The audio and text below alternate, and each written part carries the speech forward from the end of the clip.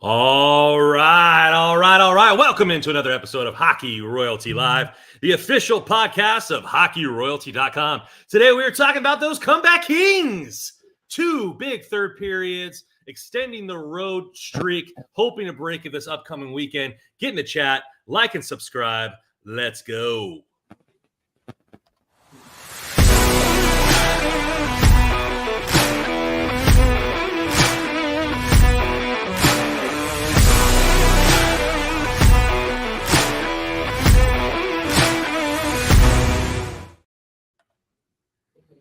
All right, everybody, welcome in. We had always the first person trying to get in there, CJ, 1:20 p.m. Good evening, everybody. Your Kings are wagon. Yes, they are. Nav coming in here. Holy hell, what a comeback.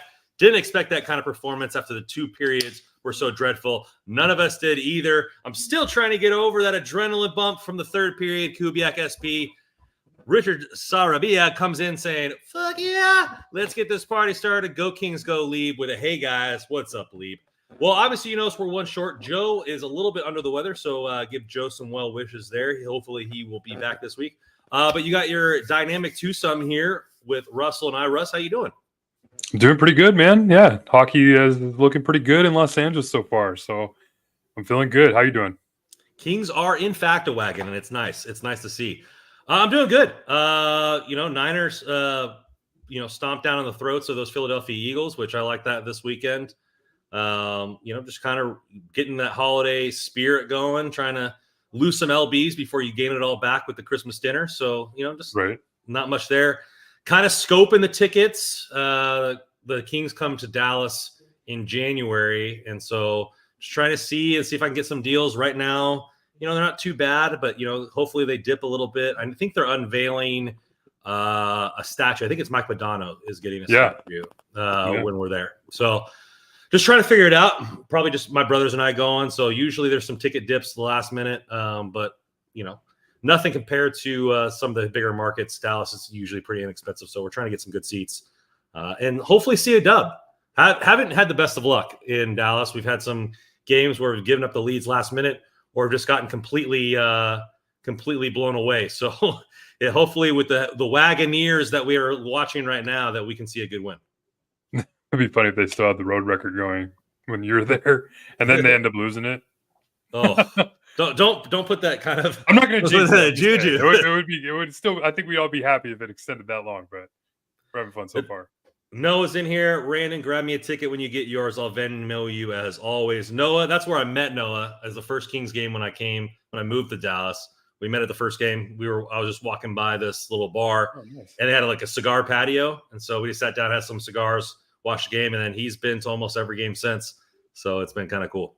So that's the thing that's so cool about since we started doing this, is meeting a lot of these Kings fans, right? And I mean, I always talk about it on the Twitter Spaces I do, is like the reason I started Hockey Royals here, we started to want to do all this, is that we create this community of Kings fans. And I just say it all the time, like, you're in Los Angeles and you don't really run into many fans of the sport of hockey in general. So that now that we're able to create this community and you're able to communicate, obviously, with social media, makes it really easy. You go to a game, you run into somebody like, oh, hey, Randon, what's going on, buddy? Like, hey, let's hang out, watch the game together. Because you want to meet other Kings fans, especially with how well they're playing. So it's been cool. It's been fun so far. Yeah, there's been a lot of transplants from California to Texas. So like I felt like the games, as they've gotten more and more. I mean, I've been here 8 years, but every year there seems to be more and more. And it's not like Dallas has a bad team. Dallas has had a good team almost the entire time that I've been here. But you see like a little bit more and more there, and it's cool. You get some good chance, get some good stuff going. So I mean, and it's a great barn to watch a game in. Like really good atmosphere for the Dallas fans. Lots of bars and stuff around the area. It's nice that I can take a train directly to there. Don't have to worry about parking and everything like that. Oh, so, nice. Yeah, it's a pretty good little thing they got going over there. Rosho coming in here, lead my man. Nav coming in, sup boys. Kings roll. Hello, fellas. I missed you already. Yes, we do too. We do too. We won't have a test about stats at the end of this podcast, but maybe Joel will hit us next week. Leave coming here, Rosho. Look at you guys just coming in the chat. Wishing well on each other. I appreciate it, guys. That's what I love. Well, this is what our fan base brings brings the energy every single time. Holden coming here. What's up, guys?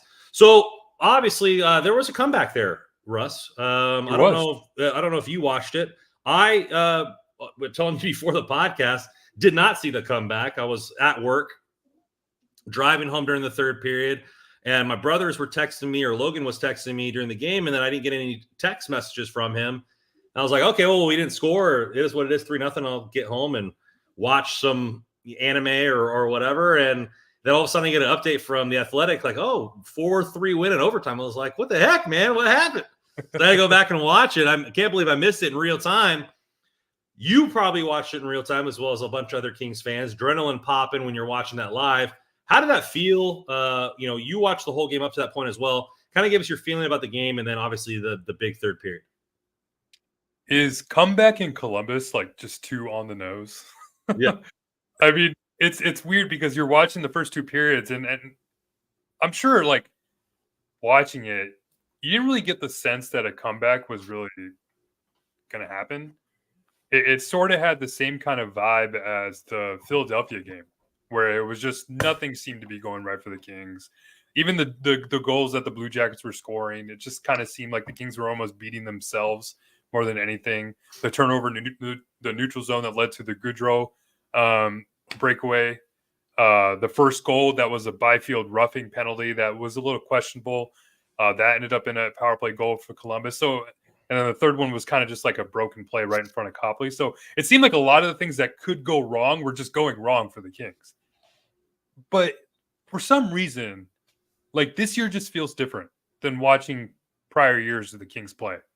You just have this feeling in the back of your head that this team is just never out of it. And going into the third period, like, I remember I was like, there's no way I'm going to turn this game off. Like even prior, like, last few years, I probably would have been like, this is pretty much over. There's no way they're going to come back from 3 down, especially in the third period. It's rare that ever even happens. But like I said, this time around, this team looks really good, and they can just flip a switch at any time because that confidence is so high. And that's what they did in the third period. And it was just another amazing third period, what we've seen the last few games or so. Yeah, I mean, we've been nonstop talking about it. This there's no lead too big for the teams. And if you look at that game, I was trying to peek at it at work, while I was working, and my brothers were saying the same thing. Like, we just look horrible, And sometimes you're in a game, and it's one of those old school Kings games where you're out shooting the opponent, but the goals aren't going in, and you're like, okay, well, like we still look good. We're just not putting, like, the Washington game, right? We still look good. We're just not putting the puck in the net. That wasn't the vibe that I was getting while watching, nor from the Kings fans on Twitter. So it was like, man, like, this is gonna be a tough switch to flip. And credit to whoever talked in the locker room, whether it was Todd McClellan or Drew Doughty or any other of the captains. But this team seems to just gel regardless, whether you see the post game celebrations or what have you. And it just seems like that everybody knows what they have to do in order to win hockey games, and to where they also themselves truly believe that they're never out of it. Yeah, I think we have to give a ton of props to Todd McClellan. After in the post game show with Bally's, Carlin Baith had an interview with Drew Doughty, and she asked him, like, what did Todd McClellan say to you guys, or what was the message in the locker room after the 2 periods that kind of got you guys going back in the third? And Doughty had said that McClellan told them that Columbus was just collapsing everybody in deep in front of their own net. So they were just taking away the middle and really denying a lot of the good things that the Kings are usually able to do. Those nice cross-ice passes. I mean, just the puck movement's usually going pretty well for the Kings when they're at their best. And so McClellan told the team, hey guys, let's get it to the point, get some shots in, get some through, and maybe muck it up a little bit and get some rebound goals in front and kind of get some garbage. And that's pretty much what the first goal ended up being. And even the second Danault goal as well was kind of just like a little he kind of tipped it right behind Merzlikins too, but that was the same kind of thing. And then Kaliev with this third one was just a great individual play by Kaliev, and Jared Anderson-Dolan was heavily involved in that. But I mean, Tom McClellan, like, again, it's just, he's been turning or pushing all the right buttons these last few weeks to start the year. The Carl Grunstrom Kaliev switch, sitting LaFerriere for a game. And you're seeing all these things that are happening, and a lot of it has to do with what Todd McClellan is doing behind the bench, and that paid off last night. Yeah, I mean, he's just going on all levels, and it sometimes it doesn't seem like in previous years that the Kings were able to make adjustments, or a lot of fans were upset at Tom McClellan because he wouldn't make adjustments and would just kind of sit there and hope a team would respond. And whether that was just perception of the fan base or that was really what was going on, it didn't seem like they could push many buttons. And as we've alluded to in many other podcasts, there's a different level to this offense on 5-on-5. They were very much a north-south team.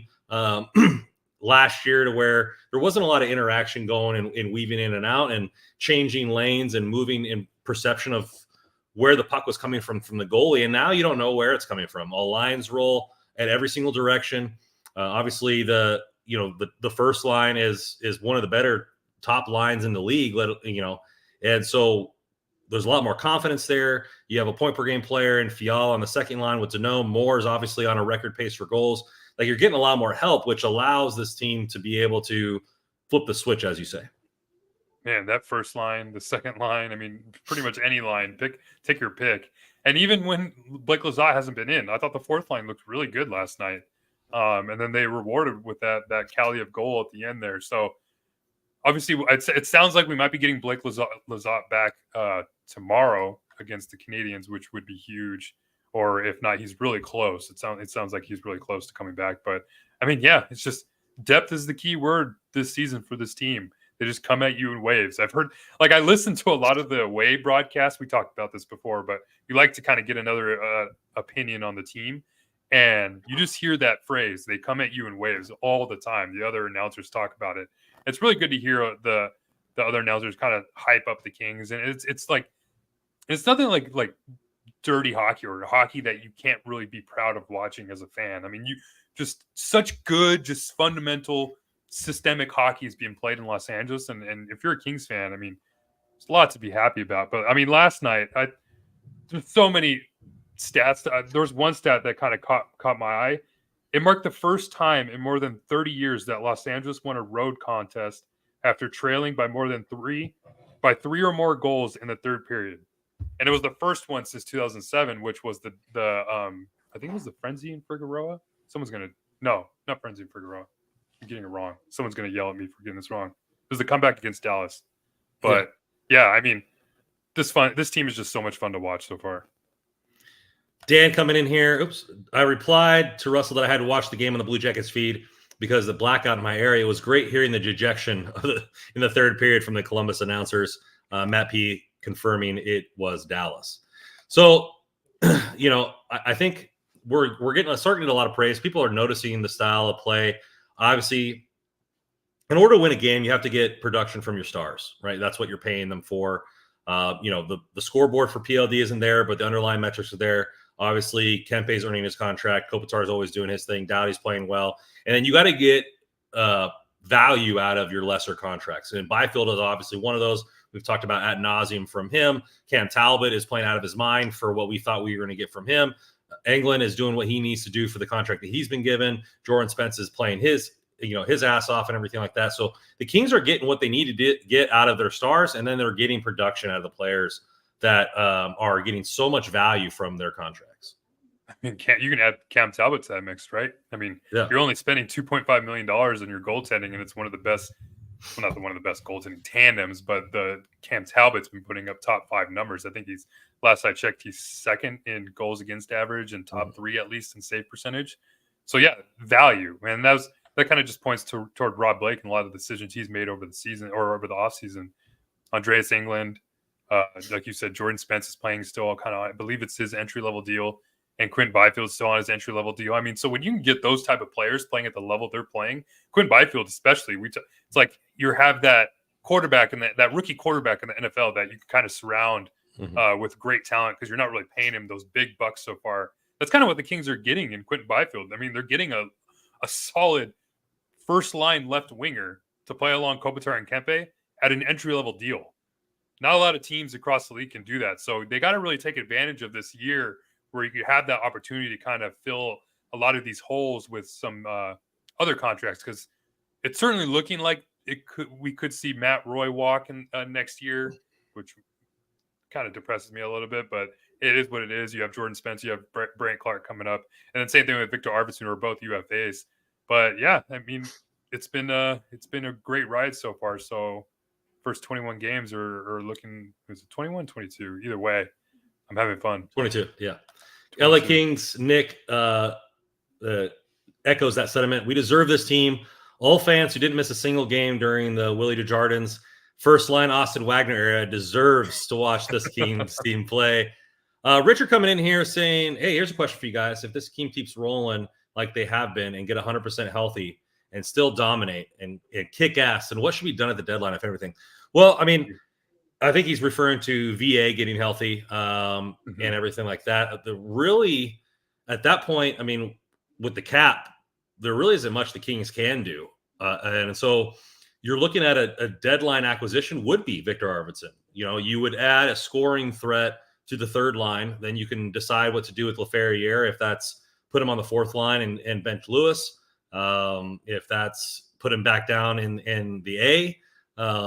You know, we'll see. There's no update on Victor Arvidsson at the moment, but you got to assume that if he's 100% healthy, he's going to slot in over Laferriere, at least. If I mean, who knows how they feel about the team at that point and which player is playing at the highest level. But that is an acquisition. Getting those guys, getting him healthy. So he's a 60-point guy. That is a huge acquisition at the deadline.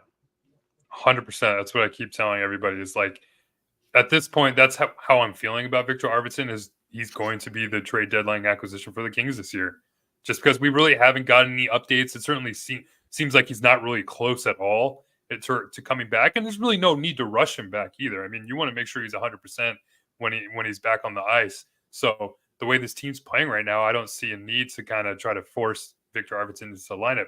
When it comes to March, right around the trade deadline passes, then yeah, if Victor Arvidsson is healthy, yeah, that's a great forward to add to the lineup. I think he has led all Kings forwards the last couple of years in wins above replacement on evolvinghockey.com's website. So yeah, when you're going to add a forward like that to a team that's playing as well they're playing right now, hopefully they continue this kind of play up until that point. That's huge. So looking forward to that.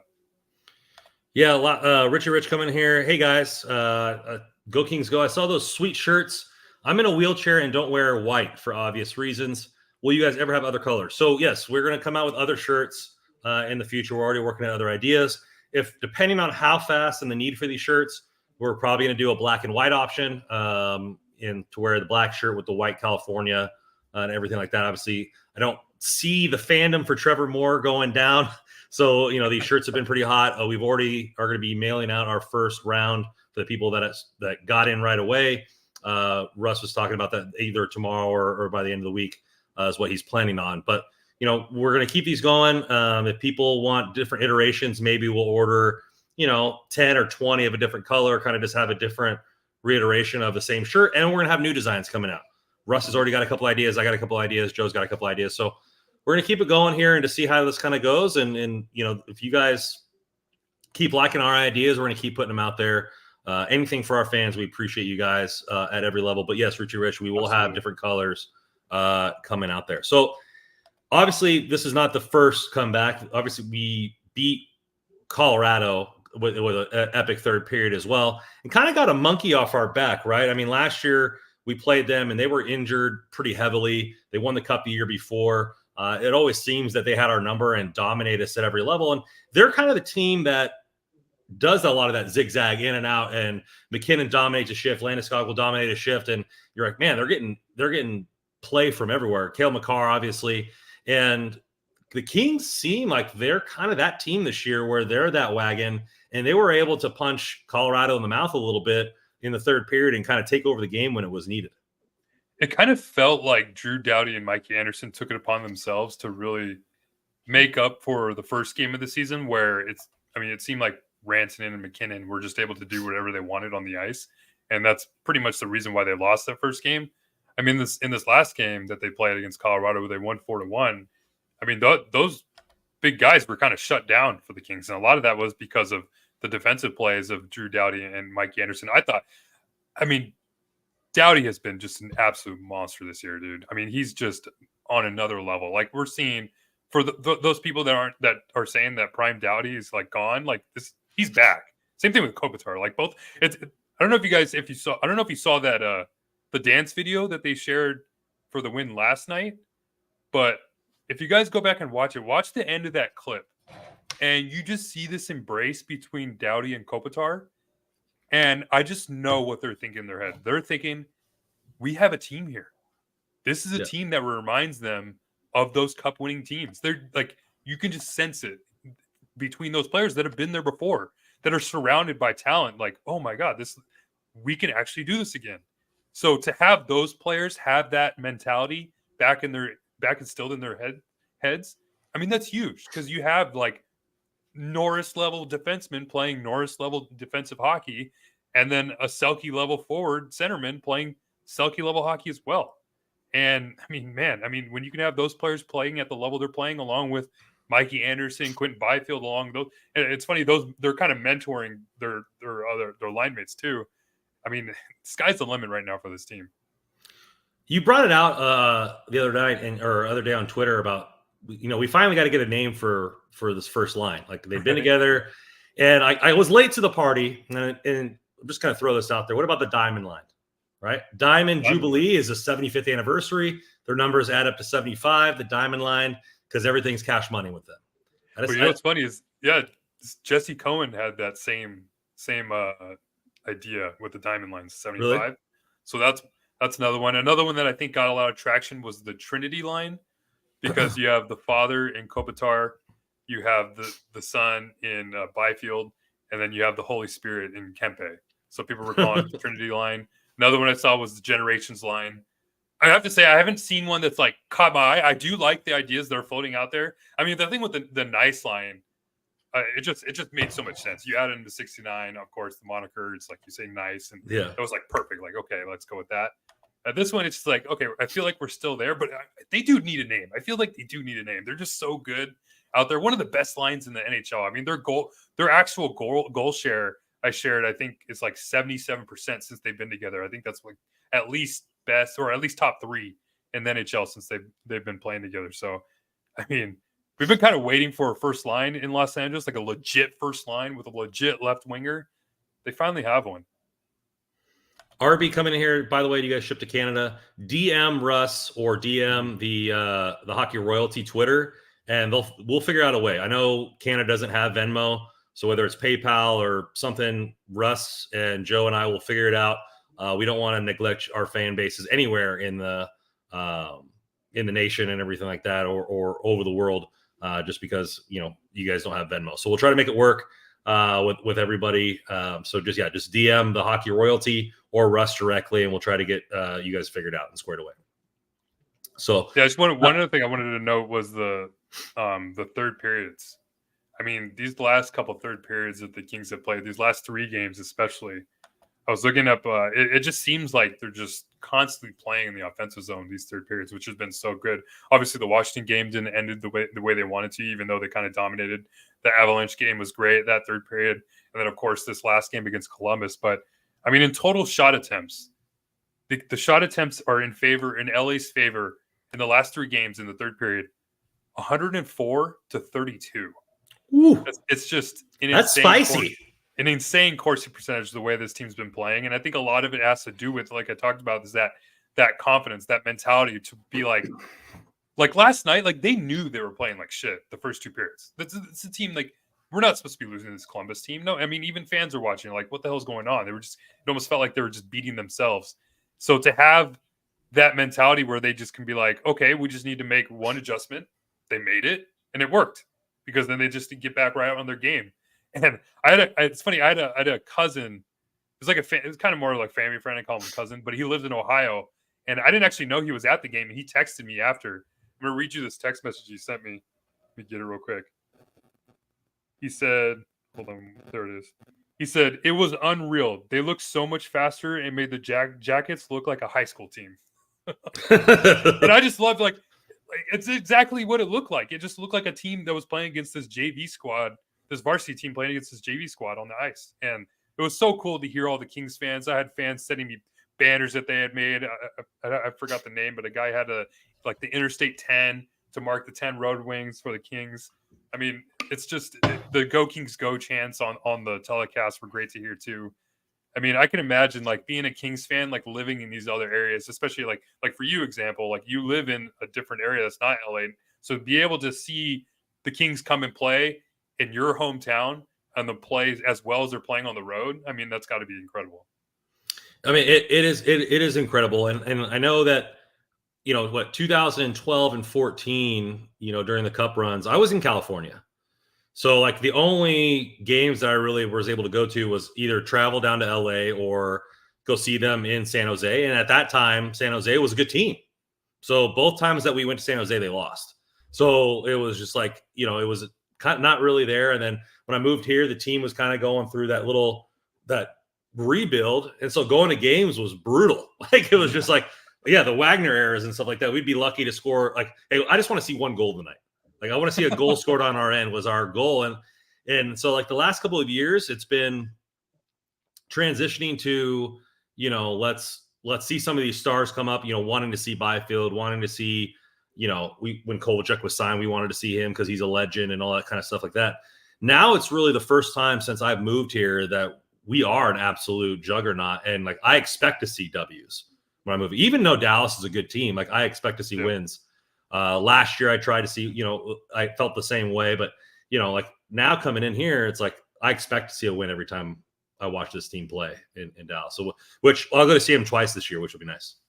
Yeah, 100%. I mean, it's just nice to like finally have a Kings season where you like they just come out hot out of the gates, and it kind of feels like there's no real reason why this team can start playing poorly. I don't want to knock on wood, but I mean, it just seems like there's no luck involved with this team. Everything that's going right is going right for a reason. It's the system they play, the players on the ice. So there's no real reason to think that this should be slowing down at all. So it's kind of nice to have that feeling when you're watching the Kings season so far to start, where they just come out hot right out of the gate. And it certainly feels like they can carry this throughout the whole year. Because, I mean, the last few years, or pretty much almost every Kings year, it feels like they kind of just stumbled out of the gates and they're just kind of crawling their way into a playoff spot. Even though last year they just kind of blew the doors off after January a little bit. But, I mean, to start off this year, I mean, it's been incredible to watch. And I'm looking forward to hopefully they can carry this throughout the whole year. Trapper 9 coming in here. All right, I'm here. Just came in to see Joe. Wait, where's Joe? Yeah, we miss him too. Thanks coming in, He's Trapper. hiding from you, Trapper. He knew you were coming. Arby's coming in here. Going to the game in Montreal. Hope you didn't have to pull out your 401k to go to that game. I know tickets are quite expensive up there. But hopefully you see the clinching win. Let's get into our sponsors here at DraftKings. Bet the action on the ice with DraftKings Sportsbook. The game tomorrow right here is still plus 1.5 minus 1.5 in favor of the Kings. Over under is 6.5. With the way they're scoring, I'm going the over with a 6.5 there if I was going to do something. But get your bets in. You could just bet $5 or download the app now and use code THPN. New customers can get $150 in free bets when they bet $5 on hockey. That's code THPN only on DraftKings Sportsbook, the official sports betting partner of the NHL. The crown is yours. Bonus bets expire 168 hours after issuance. I'm sure that boils down to a day. I don't know why they didn't just put a day in there, but 168 hours after their issuance. You have to use those bonus bets. So hopefully you get that $5 and you can bet another $150 on your Kings as the season goes along. So let's get into the rest of the road trip. Obviously, the clincher is tomorrow night in Montreal. No, not a heavy team, or not a team where it's like, hey, they're playing Boston or something like that, to where it's going to be a real tough game. We already handled Montreal. We should win. Like I said, knock on wood. But you are going into their barn. Montreal fans are a rabid fan base. It is going to be loud in there. I'm sure they're going to want to play spoiler and not allow that the game clinching win. What does this game look like to you? Who do you think maybe should start in the net for this game? Kind of how do you? They do have a goal over there in Montreal, as Arby says. Watch out for Montembeault there that can steal a game from you. How do you kind of view this game, and what does it look like for tomorrow? Yeah, it certainly seems like Cam Talbot would be the starter. I'd be surprised if that's not the case, especially with Copley going in Columbus. And it was nice to see Copley keep his regulation he hasn't lost in regulation so far this season, which is kind of funny to think about, especially with the way he started the season. But yeah, when you have Talbot going against Montreal, that should spark a little bit more confidence into the fan base. I mean, me especially. And it kind of felt like even when Deneau was talking in post game after Columbus last night, he kind of mentioned that the time zone, maybe it took the team a little bit to kind of get acclimated, and that's kind of why maybe they started a little slow for the first 2 periods. So hopefully now that they're kind of adjusted to the road schedule a little bit, they know what's at stake as much as they probably don't want to talk about it, and probably the Canadians do as well. I mean, that's gonna be the talk of the NHL is the Kings going in and trying to make history pretty much with winning the first 11 road games of the year. Damn, that's just so crazy to think about. There's 41 road games. The Kings have won the first 11 of them. It's just absolutely wild. But yeah, I mean, if they can win the first 11, they've won the first 10 of them. If they can win the first 11 of them, that would be just absolutely incredible. So it should be a fun game. Right now, the Montreal Canadiens are 11-11-3 with 25 points, so essentially 500 on the season. 4-5-1 in their last 10. So similar in their last 10 as they're playing in the entire year. They're about 50-50 on the team. Mm-hmm. Obviously, they got Slavkovsky, the number 1 overall pick, trying to still find his footing. They got a lot of young players and talent and a goalie that can steal games in there. So it's not going to be taking them lightly, as Arby says here. I think this team just needs to play their game. Like, don't go into the other barn and worry about it. If they play their game, nobody's beating this team. So it's kind of fitting that we have that kind of team now, because you look at where the Kings are at. Obviously, we have a couple games in hand on the Golden Knights, but we have 15-4-3 for 33 points, 750 points percentage. But we lead the league in point or goal differential. So with plus 32. So this team can shut it down. We can score points in bunches. I think however the first period starts, they need to get out in a hot start and then just play their game, which is like you said, the relentless waves coming from each line. And that is good. That's hard for any team to take care of, let alone a team like Montreal, which is still on the mend and rebuilding. Yeah, Montreal, I believe, just beat Seattle the other day, and I think it was Arby that mentioned Sam Montembeault.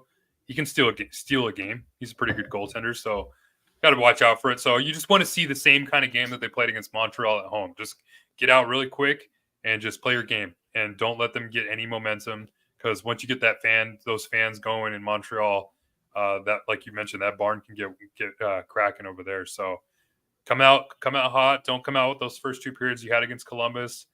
Get acclimated to the road schedule, because I'm sure it.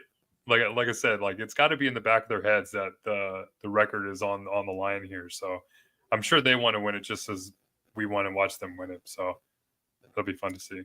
I mean, athletes are prideful people. I mean, Montreal's going to want to win this game. They're not going to want to be the team that's on the record books for against, right?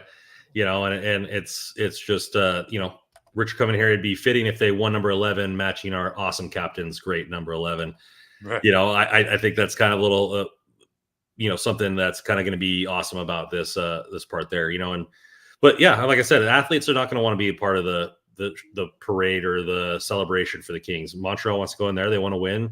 They're all pro athletes, and they have that respect for themselves to want to play a little spoiler for what's about to happen. So I would expect Montreal to try to come out and see if they can play their game or steal a goal early and kind of put the Kings on their heels. And if they can do that and kind of just win one of these grimy games, that's where I think Montreal might have a chance. If you get some good goaltending, they get out to an early lead, and the puck doesn't really fall in the Kings' favor. It always feels like there's always these little connections with Montreal these last few years. Yeah, Bergevin in LA now, former GM for Montreal. Obviously, Deneau left Montreal to sign as a free agent in LA. And a lot of the talk before he got traded to LA was Dubois going to Montreal. Mm-hmm. So this will be his first time playing in Montreal after being traded to LA. So you have a little bit of extra storylines involved here. And like you mentioned, this team, they're going to have a lot of pride in them to not be that team that takes that final loss.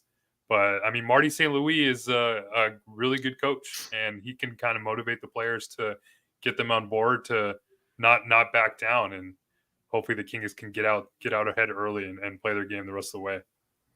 CJ coming in here. Clark just got a primary apple on Hudon's power play goal. Thank you. Oh, nice. I need my weekly Clark update to keep me alive. And keeping people alive, Trapper9 coming with a super chat, $5 super chat here to help get Joe back. Paying for the meds that going to get Joe back on his feet. Appreciate the $5 for that. We'll send it right over to him. Yeah, we miss Joe as well. He's sucking down cough medicine and everything to get him back going. Appreciate the $5 Trapper. Thank you for that donation there. So it's going to be something here that I think that it's going to be interesting for the Kings, not only in Montreal, but to see how they can keep this game going. And you look at, obviously, eventually they probably will lose one. I mean, I don't think it's never been done. Go team winning 41. So, but wait, what? No way. But in the playoffs, would be awesome, right? Yeah. But in the playoffs, you look at the Kings playoffs, and when they've won, they had that road streak as well in being able to win in another team's barn. This is going to carry for the rest of the season. When a team needs to go into a tough barn into the playoffs, like they're going to have the confidence that they're going to be able to win and do those types of things. And I think that's what takes a team that's competing for the playoffs to a team that's competing for the Stanley Cup. Yeah, absolutely. I mean, and there's still, not just to kind of get past the record, which is great, obviously, to win the first 11 road games. But I'm looking forward to that game in New York, or that at least against the Rangers, not the Islanders game, because I hate watching the Islanders play. Although it was pretty funny watching them lose 4-1. They were up 4-1 to the San Jose Sharks with 8 minutes left, and they lost in overtime. I mean, I was listening to the Islanders broadcast and talk about. You thought the Columbus announcers were upset. Just go listen to the game-winning goal that the Sharks scored by the Islanders broadcast. That was hilarious. But I'm looking forward to tests now for this Kings team. Like, as much as I'm excited to watch them and try to break the record against Montreal, I'm ready to watch these games against Colorado. But all these powerhouses, especially this one coming up against the Rangers, because it certainly seems like these are the best two teams playing in the NHL right now. And the way that it's set up is the Kings are playing a back-to-back and the Rangers are playing a back-to-back. That'll be the second leg of a back-to-back.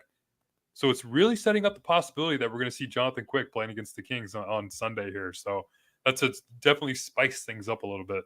Speaking of spicy, Lieb's coming in here saying, Russell, your hair is glorious. Oh, appreciate it, Lieb. I got a little salt and pepper going. I know. A little bit more.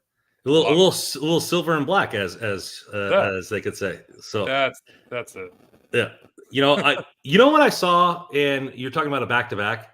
I saw so many Avalanche fans complaining about the scheduling from the league because they lost to the Kings. They're like, "Oh, this is outrageous!" Back-to-back, and how do they do this? And all it's like every team plays back-to-backs.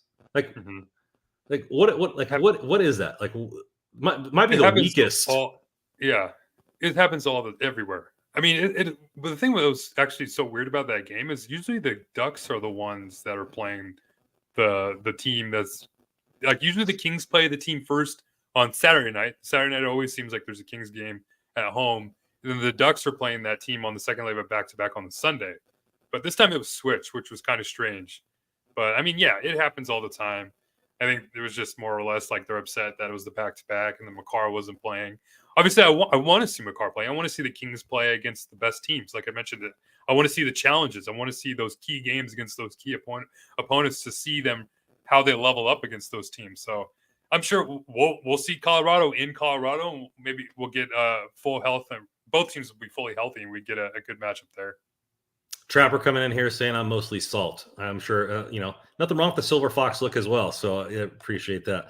So, I think you're right. So once they get the streak out of the way, it's, you're only adding on to it after that, playing good teams. And, the rest of the road trip here, the New York leg, obviously the Islanders, they're kind of middle of the pack. They have a playoff team. They got a lot of veterans on there. Bo Horvat, from Vancouver going over there. And then the big one, which might be which I'm sure a lot of Kings fans would want to see them play Jonathan Quick and kind of how that would go out. And he's rolling this year, and good for him. Yeah. He's playing closer to home, and I'm sure that does a lot for his psyche because probably not wanting to be on the bench last season and watching and then getting cut and how that all went down. And so it's just kind of a thing for him. And I wish him well, not in that game. But it's good to see him playing well. And, he's the ultimate competitor. So he was going to do everything. And maybe he's just healthier. Maybe with him having a couple seasons where he's not playing 50, 60 games and he's just playing 20 something games, 25 games, and his hips are a little bit more rested, his legs are a little bit more rested, and he's just healthier and able to enjoy playing some hockey. I'm sure that trade kind of riled him up a little bit. And, for sure. He didn't play much in Vegas. He won a cup, but he was kind of more or less the third or fourth goaltender there. But yeah, I'm sure in the offseason, he just kind of, it got to him. And like you mentioned, he's just this super fiery, competitive guy. And he's not going to want to go out in a whimper, right? He's not going to want to end his career like that. He's going to want to come back and bounce back and be that competitive Jonathan Quick that we've seen. And yeah, he's playing great. I think his last game, he was a little bit more of a barn burner. I think they beat the Sharks 6-5, if I'm not mistaken. I believe he was in that.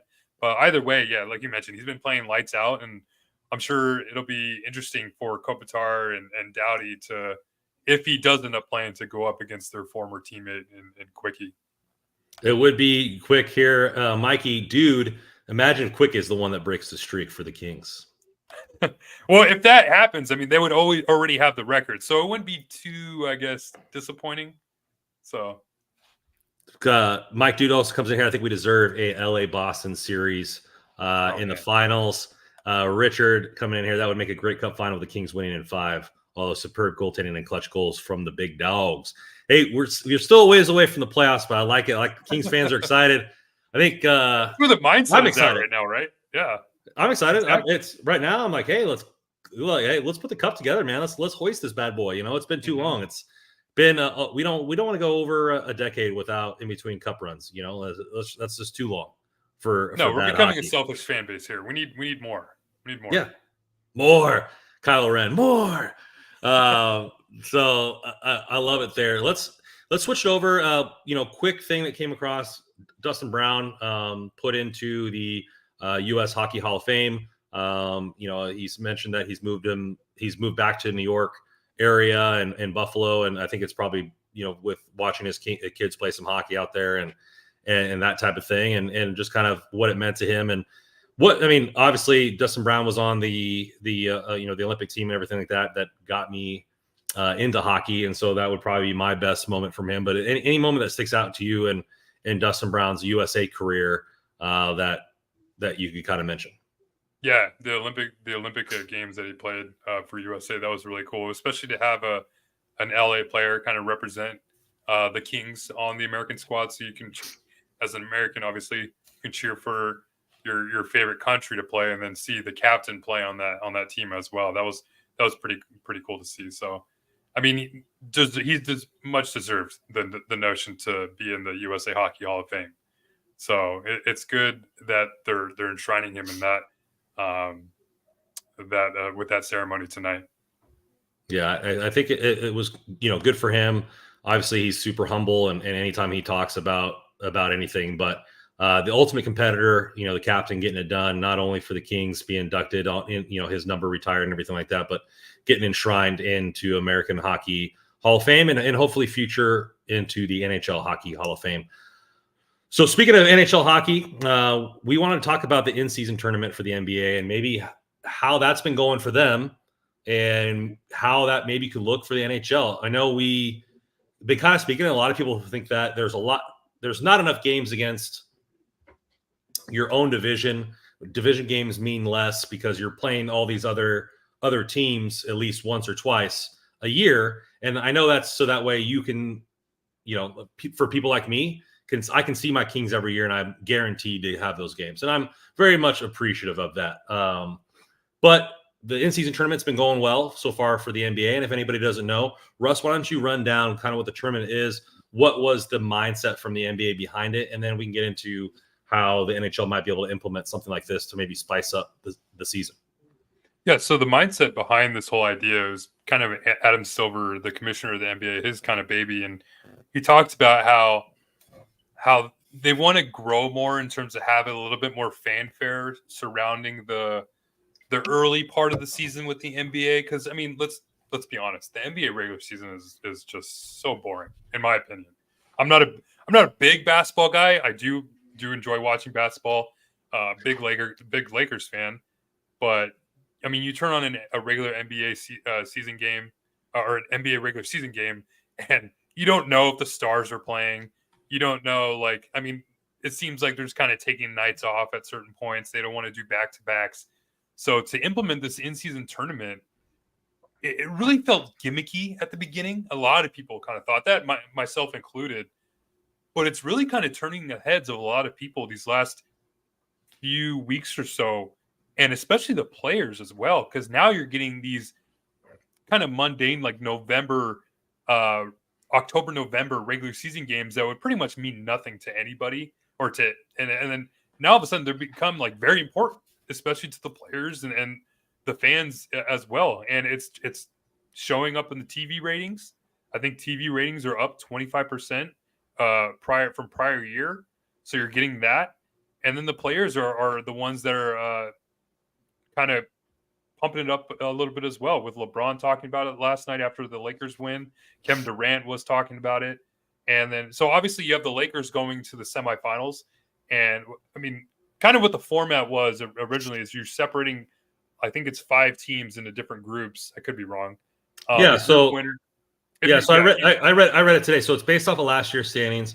There's 5 pots of teams based on your standings. So there's going to be, a team with a high record, a team with a couple teams with middle records, and some bottom feeders in there to make sure all the pots are roughly the same. And so there's no shortening of the season, or there's no elongating the season. The season's the same amount of games, but on Tuesdays and Thursdays from, I believe, early November till early December, those games are the round robins, and you play teams from the pot that you're playing. So it's just, you play each team once, and then the team with the best record, two teams with the best record move into the single elimination playoff. Teams that don't make it in will play each other on the same nights that the tournament is going on. So that way all those teams can still continue collecting games. So they're not stopping the season for this. They're playing it in between. I think they all count as regular season games too. They all count for regular season games outside of the championship. So the championship for the tournament won't count. And so they're going to have it all. I mean, obviously the tournament or the bracket, the team doesn't know, but the rest of the games are already pre-scheduled. So, they'll already have the travel worked out that way, like Trapper 9 says.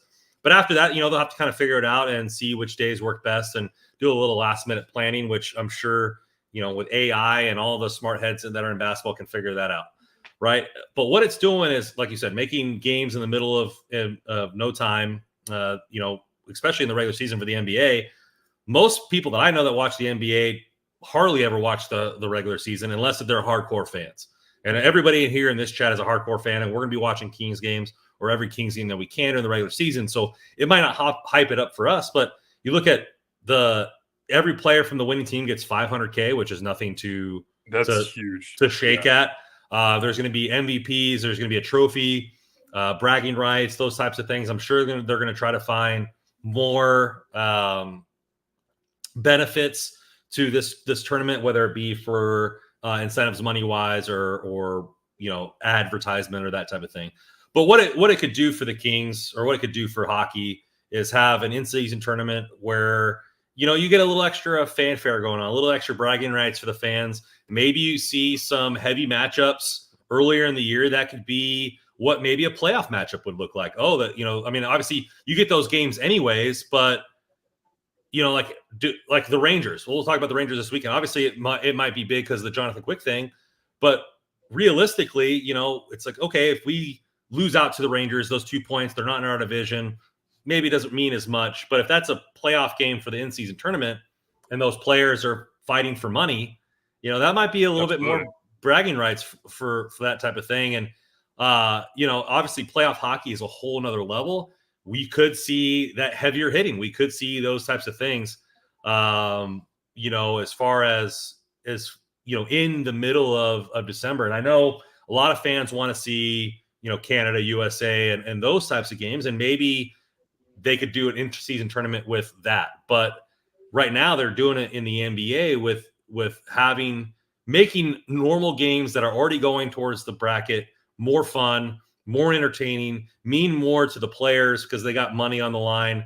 And so I think it's interesting how they've done it.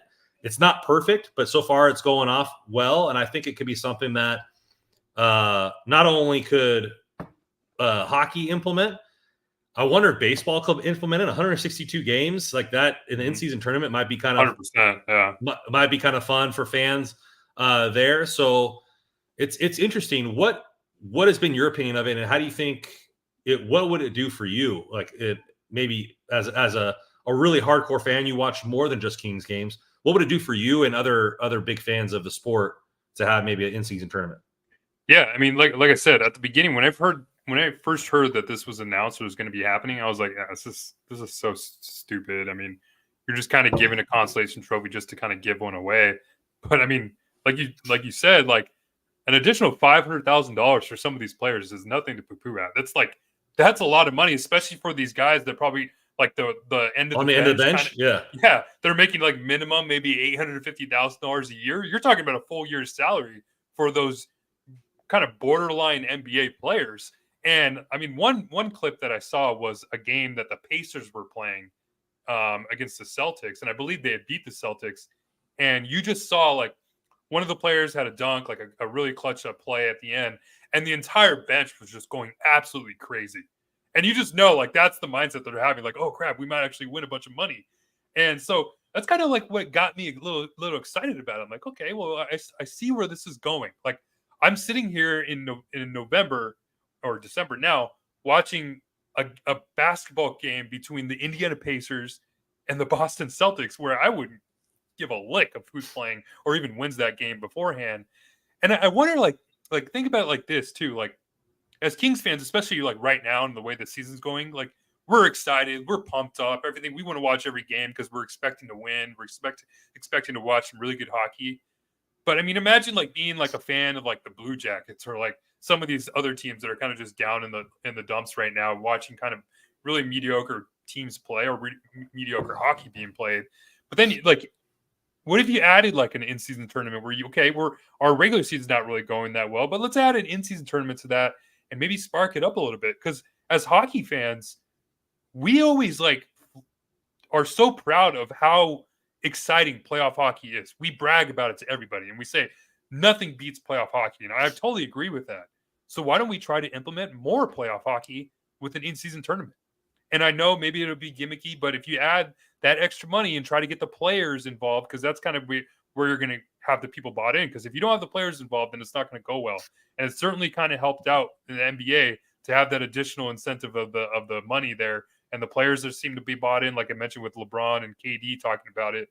So if you have that little extra incentive for the players and you get these fun playoff level intensity hockey games being played in November and December, as opposed to, I mean, we're sitting here waiting, like we're talking about like Stanley Cup. We can't wait for the playoffs to start. Like we're Kings fans, and this could be our chance to like watch playoff hockey in November, December. So I'm kind of open to the idea. I'd much rather see this be played rather than some gimmicky 4-nation team tournament that has nothing really involved. You're not really winning anything or competing against an entire like group of countries. You're playing against 4 countries that are just put together for money.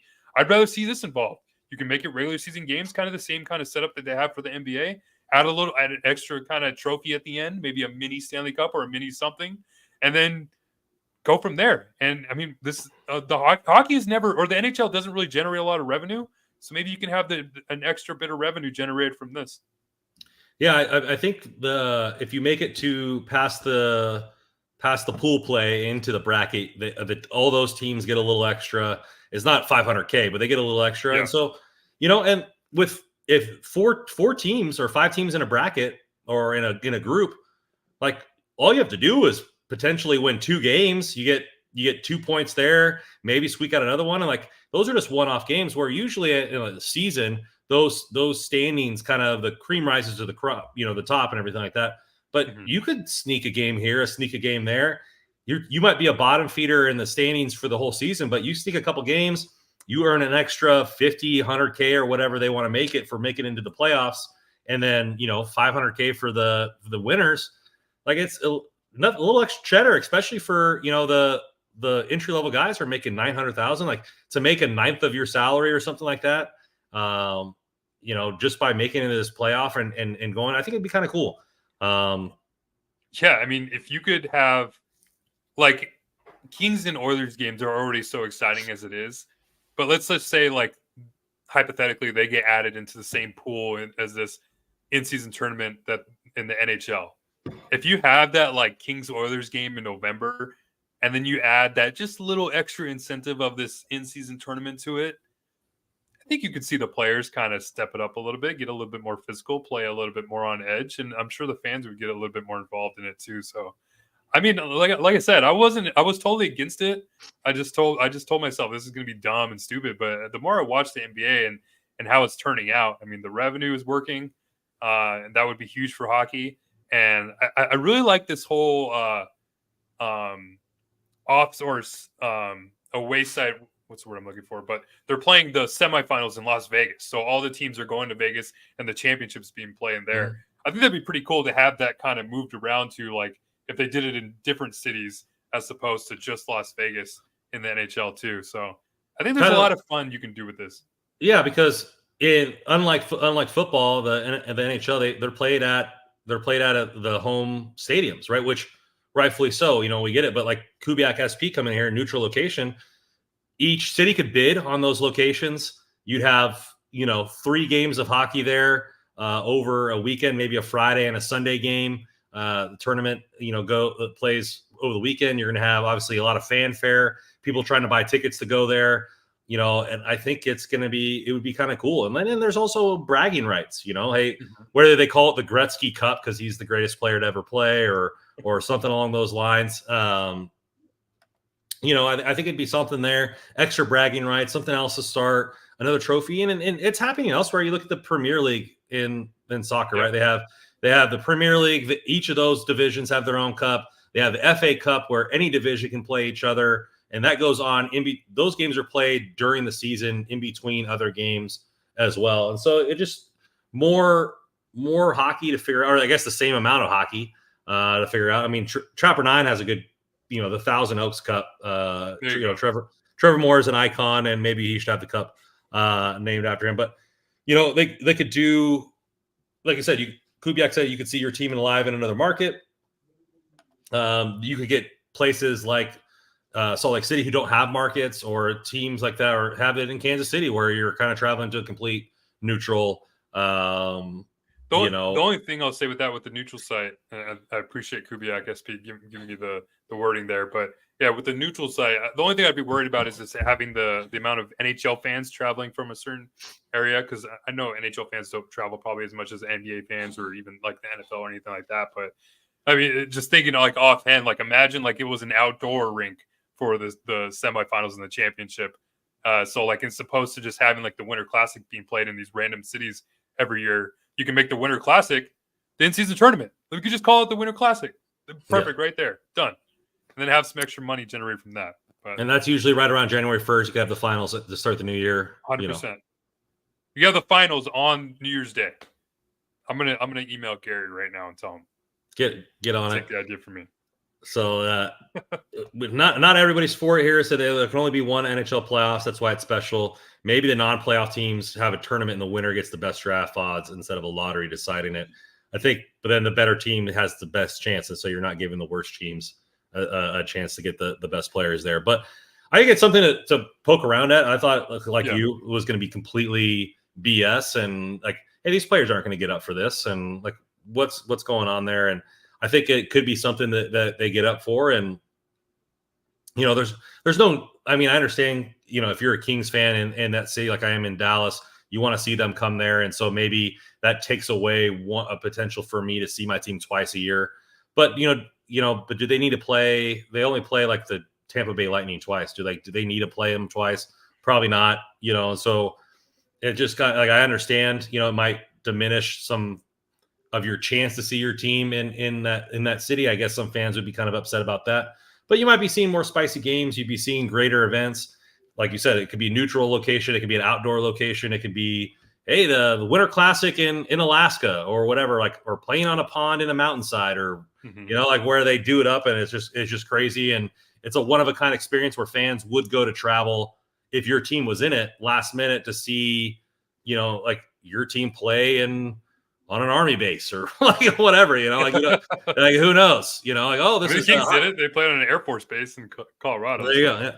This game is brought to you under the water, or what, in a dome here, like just kind of weird stuff like that, and it fun. It seems like the NHL is just looking for any ways to generate revenue, and like I said, they're having this like random international tournament, and there's this talk of like TV deals and all this stuff, and obviously with the broadcast situation the way it is, and Bally's just having, man, I feel bad for everybody that's kind of having troubles with Bally's. It's just been terrible to hear, but I mean, with all those situations too, I mean, you could just add this extra additional revenue like the NHL is looking for. I mean, why not try it, right? I mean, the NBA, they're not adding any extra games besides the 1 or 2 games for the finals and the semifinals. So they're just regular season games as it is, and you just added a little extra incentive to it. I don't think it'll hurt anybody. Yeah, I mean, if the Kings have to play 84 games before the playoffs and the team gets a chance to win an extra $500,000, I'm sure the players will be fine with that. 100%.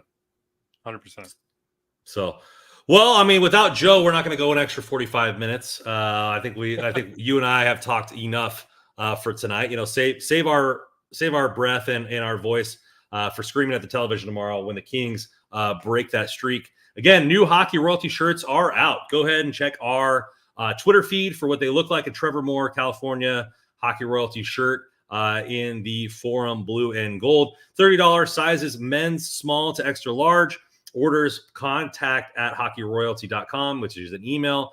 We are right now doing Venmo. We are going to be extending a lot of those stuff out, hopefully in the future with other payment opportunities. If you are out of the country, directly DM Russ or the Hockey Royalty Twitter in order to kind of get that negotiated and go. We want to make sure that you guys do get your shirts as well. Thank you guys for being in the chat. Please hit that like, subscribe button. Tell your friends, tell your mom, tell your girlfriends to subscribe. We are on the quest to 1,000, a little over 800 now. And so we're going to get that by playoffs, baby. We're going to get that by the playoffs.